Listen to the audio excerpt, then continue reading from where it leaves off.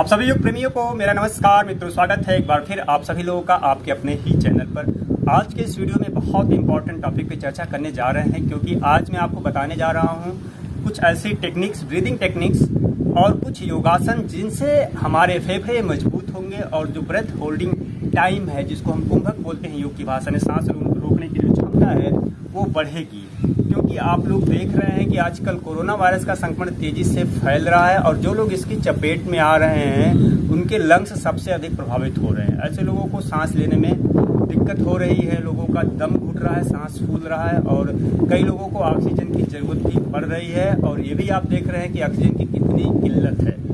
लेकिन अगर आप इस अभ्यास को, जो आज छोटे छोटे अभ्यास मैं आपको बताने जा रहा हूँ, इनका अभ्यास नियमित रूप से करते हैं तो कुछ ही दिनों में, यकीन मानिए, और कुछ के रिजल्ट तो आप तुरंत पाएंगे। एक दो दिनों में ही आप देखेंगे कि असर होने लगा है। आपके फेफड़ों की क्षमता मजबूत हो जाएगी, सांस लेने की क्षमता आपकी बढ़ जाएगी। और जो अगर माइल्ड इन्फेक्शन हो भी गया है कोविड का, कोरोना का, और थोड़ी बहुत सांस लेने में आपको दिक्कत हो भी रही है, तो समस्या नहीं होगी।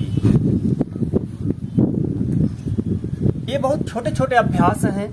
योग में एक दो नहीं, बहुत सारे ऐसे अभ्यास बताए गए हैं जिनके नियमित अभ्यास से हमारे फेफड़े की क्षमता बढ़ती है। आप देखते हैं कि जब हम रोज सांस लेते हैं तो पूरी क्षमता के साथ नहीं लेते जितनी हमारे फेफड़े की क्षमता है।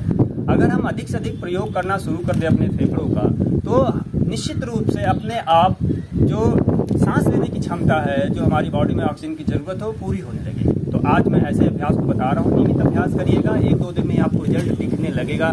आपका जो ऑक्सीजन सर्कुलेशन है निश्चित रूप से बढ़ेगा। सबसे पहला अभ्यास है आपका थोरैसिक ब्रीदिंग, यानी वक्षीय श्वसन। ये हमारे फेफड़े में ऑक्सीजन के जो लेवल को बढ़ाता है। कैसे करना है? आपको पालथी मार के बैठ जाना है। पद्मासन अगर कोई लगा पाए तो पद्मासन लगाइए। अगर आप योग के अभ्यासी नहीं है तो पद्मासन में इस प्रकार नहीं बैठ पाएंगे। आप आराम से पलथी मार के बैठिए। पलथी मार के बैठने के बाद अपने रीढ़ की हड्डी को सीधी रखें, स्पाइन आपकी सीधी रहेगी। दोनों हाथ आप कंधे की ऊंचाई के बराबर इस प्रकार लाएं और सांस भरते हुए दोनों हाथ को पीछे ले जाना है। धीरे धीरे श्वास भरते हुए ले जाना है कि जब आपके हाथ पीछे पूरा चले जाएं ऐसे, तो पूरी तरह से आप श्वास भरे हुए हैं और आपकी छाती फूली हुई है साइड से। देखिए,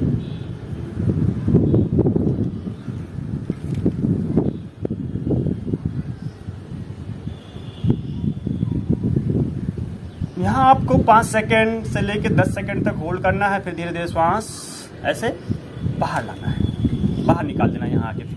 फिर से देखें कैसे हमारी बॉडी की पोजीशन होती है। सीधे आपको बैठना है, सांस भरते हुए हाथ को पीछे ले जाएं।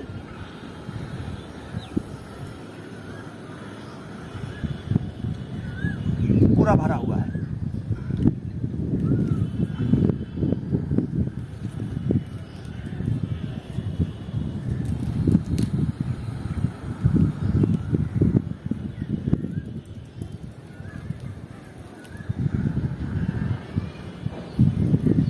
शुरू में आप 5 सेकंड तक होल्ड कर पाएंगे, यानी 5 सेकंड तक ही सांस को भर के रोक पाएंगे। धीरे धीरे आप इसको बढ़ा सकते हैं, 10 सेकंड 15 सेकंड तक भी ले जा सकते हैं।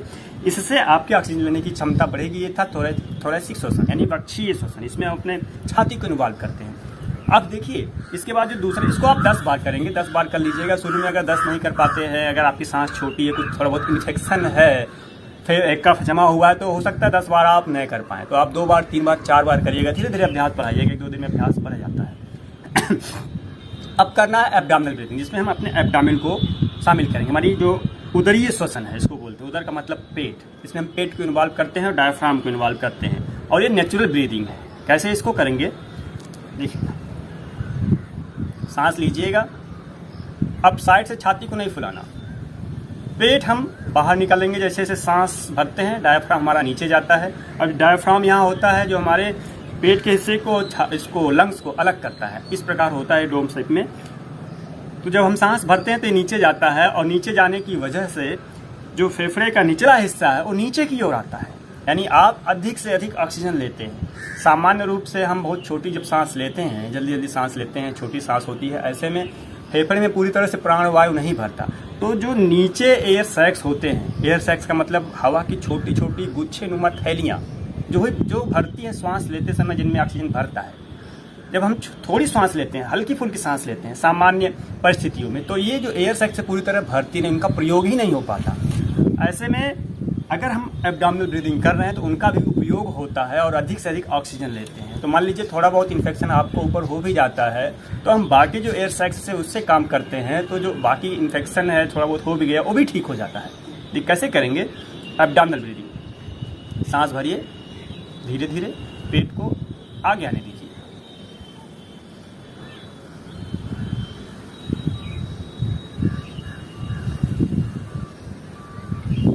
सांस पूरा भर ले, सांस बाहर निकाले।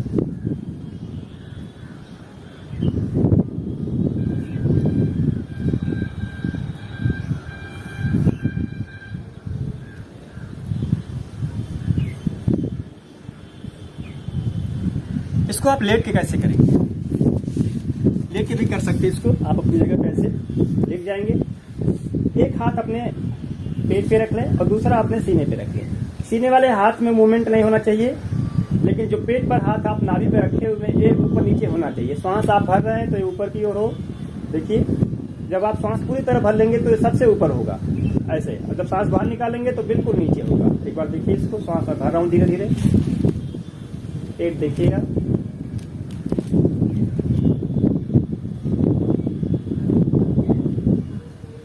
नाभि ऊपर बिल्कुल हो गई है, सांस भरे हैं। अब सांस बाहर निकालेंगे धीरे धीरे।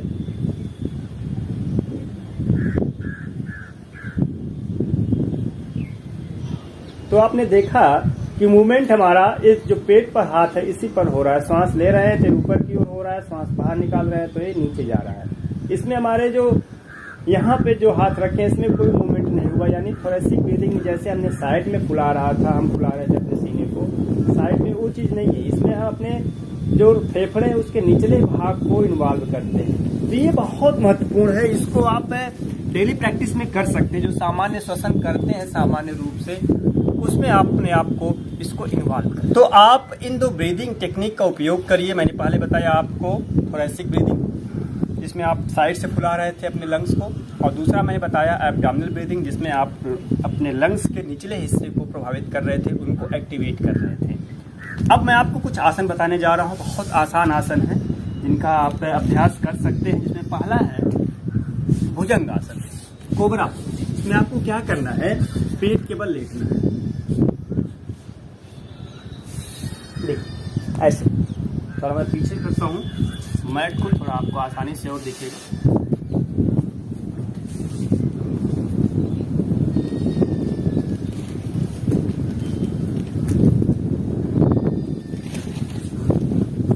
हाथ को ऐसे यहाँ पे करके आप और माथे को नीचे करके लेट जाएंगे। अब दोनों हथेली को आप कंधे से थोड़ा सा नीचे यहाँ पे ऐसे सेट करेंगे। पैर के पंजे को आपस में पीछे मिला लीजिएगा और सांस भरते हुए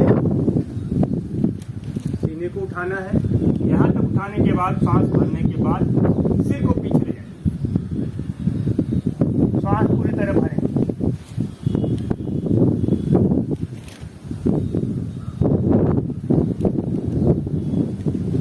कुछ देर रुकेंगे, 5 सेकंड तक या 10 सेकंड तक रुक पाए तो रुके और धीरे धीरे वापस आए। एक बार और।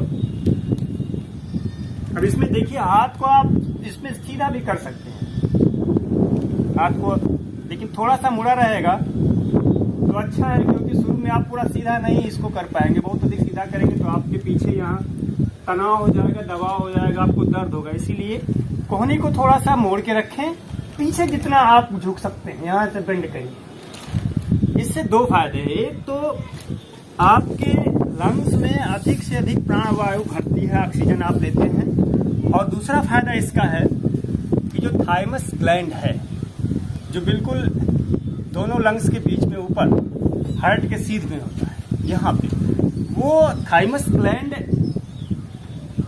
टी लिम्फोसाइट्स का निर्माण करता है, टी सेल्स का निर्माण करता है, जो हमारे बॉडी के इम्यून सिस्टम को बढ़ाते हैं। तो आज के समय में इम्यून सिस्टम बढ़ाना कितना जरूरी हो गया है तो आप लोग जानते ही हैं। इसीलिए इस भुजंग आसन के अभ्यास से थोड़ा फायदा हमारा इम्यून सिस्टम स्ट्रांग होता है, क्योंकि जो थाइमस ग्लैंड है वो एक्टिवेट होती है, टी सेल्स अधिक बनने लगता है, वाइट ब्लड सेल्स अधिक बनता है। और दूसरा जो हमारे फेफड़े की क्षमता बढ़ती है तो बढ़ती है। तो आप इसको करिएगा भुजंगासन। दूसरा है अधोमुख श्वानासन। अधोमुख श्वानासन में क्या करना है, इसमें भी आप ऐसे आपको पेट के बल लेट जाना है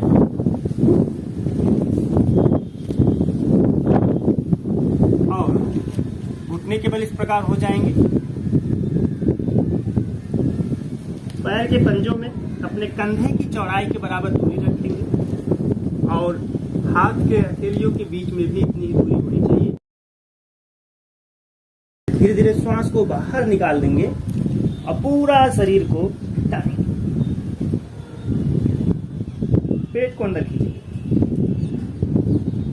ऐसे, यानी पूरा आपके छाती में खिंचाव होगा। फिर आप धीरे धीरे वापस आएंगे ऐसे, एक बार सांस बाहर, पूरा खिंचाव। यहाँ पे भी आप देख रहे हैं पूरा खिंचाव हो रहा है। तो जो लिम्फ नोड्स हैं हमारे आर्मपिट में, वहां भी लिम्फ नोड से भी टी सेल्स जनरेट होती है। ऐसे में यह अभ्यास हमारे इम्यून सिस्टम को स्ट्रांग करता है, हमारे लंग्स को मजबूत बनाता है। तीसरा अभ्यास है धनुरासन का अभ्यास है। आसान अभ्यास है, कर सकते हैं आसानी से इसको आप।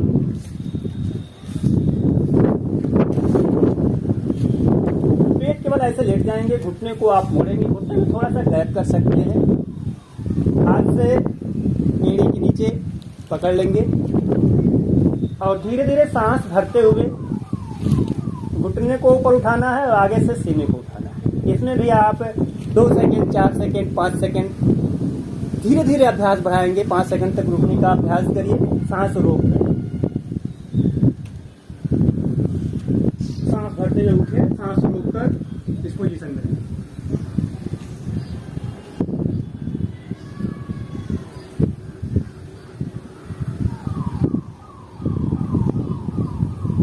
जितनी देर तक आप इस पोज में रहें, आपका ध्यान आपके फेफड़े पर होना चाहिए। इस बात का आप विशेष ध्यान दें कि जिस अंग का आप अभ्यास कर रहे हैं और जो अंग इन्वॉल्व हो रहा है हमारे अभ्यास में, अगर हम उस पर ध्यान रख कर अभ्यास करते हैं तो हमें अधिक लाभ मिलता है। तो आपने देखा कि मैंने आपको 2 ब्रीदिंग टेक्निक बताएं और आसनों में मैंने आपको भुजंगासन बताया, अधोमुख श्वानासन और ये धनुरासन का अभ्यास बताया। इनका अगर आप नियमित रूप से अभ्यास करते हैं तो निश्चित रूप से आपकी जो ऑक्सीजन सैचुरेशन है वो बढ़ेगा, आपके फेफड़ों की क्षमता बढ़ेगी और जो सांस फूलने की समस्या है और दम घुटने की समस्या, वो समस्या आपकी नहीं होगी और जो थोड़ा मोड़ा इन्फेक्शन हो भी गया है उससे भी आप जल्दी से निजात पा जाएंगे। योग में बहुत अधिक शक्ति है, आप नियमित रूप से योग का अभ्यास करें। मैंने बताया बहुत सारे आसन हैं, आगे की वीडियो में और भी आसनों को बताऊंगा, कुछ और स्पेशल प्राणायाम बताऊंगा जो हमारे लंग्स की क्षमता को बढ़ाएंगे।